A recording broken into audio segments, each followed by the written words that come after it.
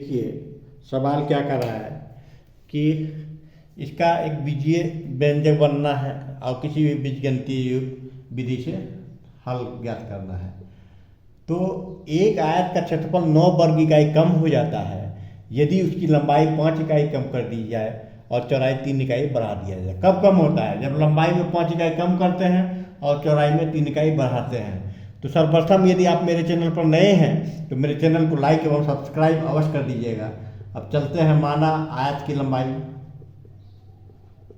की लंबाई बराबर x इकाई और चौड़ाई बराबर y इकाई, तब इसका क्षेत्रफल क्या हो जाएगा? आयत का क्षेत्रफल बराबर होता है लंबाई गुना चौड़ाई, तो एक्स वाई वर्ग इकाई, ये इसका क्षेत्रफल हो जाएगा। अब सवाल कर रहा है कि एक आयत का क्षेत्रफल 9 वर्ग इकाई कम हो जाता है कब? यदि उसकी लंबाई 5 इकाई, लंबाई में अगर 5 इकाई बढ़ाते हैं, ठीक है, और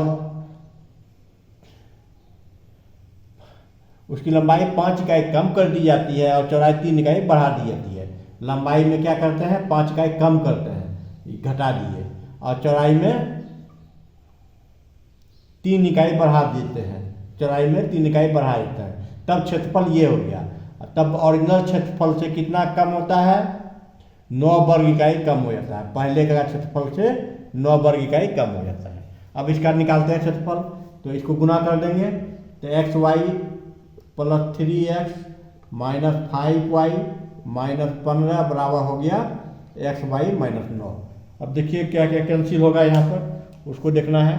तो अब एक्स वाई ये पर कैंसिल हो गया, एक्स वाई बचा इतना, तो ये हो गया 3x माइनस 5y, इसको इधर कर दिए, 15 में 9 गया यानी 6, यानी 3x माइनस 5y बराबर 6, ये समीकरण 1 हो गया।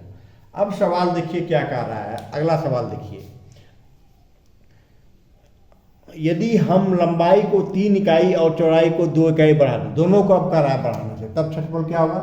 लंबाई में भी 3 इकाई बढ़ाते हैं और चौड़ाई में भी 2 इकाई बढ़ाते हैं, तब क्या होता है? क्षेत्रफल 67 वर्ग इकाई बढ़ जाता है। तब जो होता है, पहले का क्षेत्रफल एक्स वाई है, इसमें 67 वर्ग इकाई बढ़ जाता है, तब इतना होता है। तो इसको हम गुना करते हैं, तो गुना जब करते हैं तो एक्स गुना वाई, एक्स वाई हो जाएगा, plus 2x plus 3y plus 6 बराबर एक्स वाई प्लस 67। अब देखिए एक्स वाई और एक्स वाई कट गया, ये हो गया 2x प्लस 3y बराबर 67 में 6 गया, तो कितना बचा? 61। ये समीकरण 2 निकल गया। समीकरण 1 और समीकरण 2 मेरा निकल गया। अब इसको हम हल करते हैं, चलिए देखते हैं। समीकरण 1 और 2, 3x माइनस 5y बराबर 6, 2x 3y बराबर 61, ये समीकरण 1 है।